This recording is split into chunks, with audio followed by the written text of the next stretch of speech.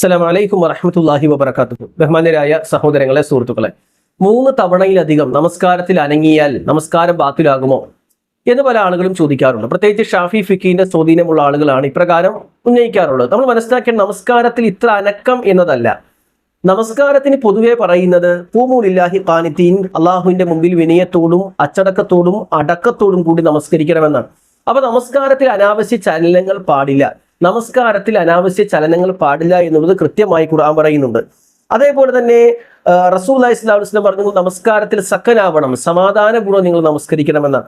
അപ്പൊ നമസ്കാരത്തിൽ സമാധാനപൂർവ്വം അച്ചടക്കം പാലിച്ച് നമ്മൾ നമസ്കരിക്കേണ്ടതുണ്ട്.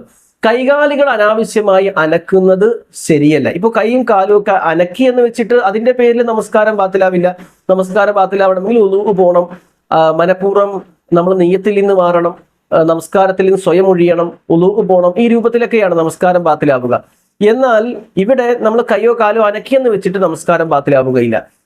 ഇനി മനസ്സിലാക്കേണ്ട വിഷയം, ഇവിടെ റസൂലുള്ളാഹി സ്വല്ലല്ലാഹു അലൈഹി വസല്ലം കയ്യും കാലും ഒക്കെ അനക്കി നമസ്കരിച്ച ആളുകളോട് പറഞ്ഞ മറുപടി നമ്മൾ മനസ്സിലാക്കേണ്ടതുണ്ട്. ജാബിർ ഇബ്നു സമുറ റളിയല്ലാഹു അൻഹു ഉദ്ധരിക്കുന്ന ഹദീസിൽ കാണാം, റസൂലുള്ളാഹി സ്വല്ലല്ലാഹു അലൈഹി വസല്ലം ഞങ്ങളുടെ അടുത്തേക്ക് വന്നപ്പോൾ പല ആളുകളും നമസ്കാരത്തിൽ കൈകാലുകൾ ചലിപ്പിക്കുന്നത് കണ്ടു.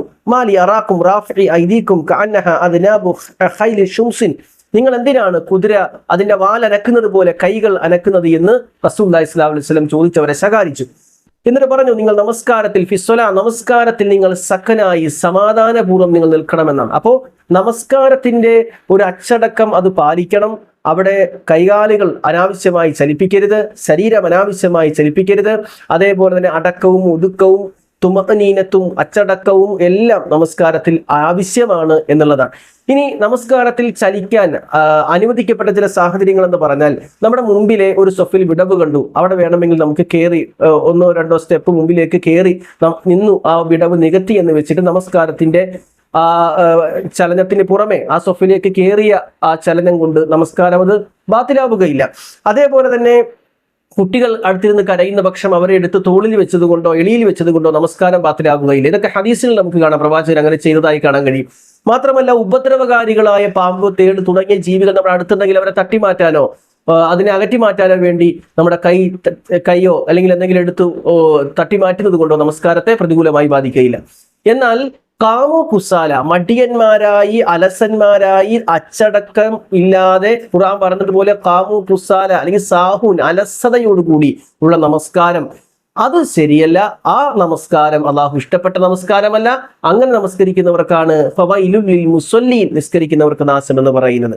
എന്നാൽ നമ്മൾ കൈ ഒന്ന് അനക്കി എന്ന് വെച്ചിട്ടോ അല്ലെങ്കിൽ 3 തവണ അനക്കേണ്ടി വന്നു എന്ന് വെച്ചിട്ടോ നമ്മുടെ നമസ്കാരത്തിൽ പ്രതികൂലമായി ബാധിക്കുന്ന ഒന്നല്ല. അതുകൊണ്ട് നമസ്കാരത്തിൽ മാക്സിമം നമ്മൾ അച്ചടക്കം പാലിക്കുക, അനാവശ്യ ചലനങ്ങൾ ഒഴിവാക്കുക. നമസ്കാരത്തിന് ഭംഗം വരുന്ന രൂപത്തിലുള്ള ചലനങ്ങൾ ഉണ്ടായാൽ നമസ്കാരത്തിന് പ്രതികൂലമായി ബാധിക്കുമെന്ന് മനസ്സിലാക്കുക. ഇനി 3 തവണയിലധികം കയ്യോ അനക്കി എന്ന് വെച്ചിട്ട് ഉടനെ ബാത്തിലാണ് എന്ന് പറയാൻ പറ്റൂല. ഇത് വലിയ ചലനങ്ങളെ കുറിച്ചാണ് പണ്ഡിതന്മാർ പറയുന്നത്. അഥവാ നമസ്കാരത്തിന്റെ രൂപത്തെ തന്നെ ബാധിക്കുന്ന രൂപത്തിലുള്ള വലിയ വലിയ ചലനങ്ങളെ കുറിച്ചാണ് പണ്ഡിതന്മാർ ഈ 3-ലധികം ചലനങ്ങൾ ഉണ്ടായാൽ നമസ്കാരം ബാത്തിലാകുമെന്നുള്ള ചർച്ചകളുമായി ബന്ധപ്പെട്ടൊക്കെ സൂചിപ്പിക്കുന്നത്. ചെറിയ ചലനങ്ങളെ കുറിച്ചല്ല. ചെറിയ ചലനമാവട്ടെ വലിയ ചലനമാവട്ടെ നമസ്കാരത്തിൽ അച്ചടക്കത്തോടുകൂടി നിൽക്കേണ്ടത് നമ്മുടെ ബാധ്യതയാണ് എന്ന് മനസ്സിലാക്കുക. അള്ളാഹു അനുഗ്രഹിക്കട്ടെ. അസ്സലാമു അലൈക്കും വറഹ്മത്തുള്ളാഹി വബറകാതുഹു.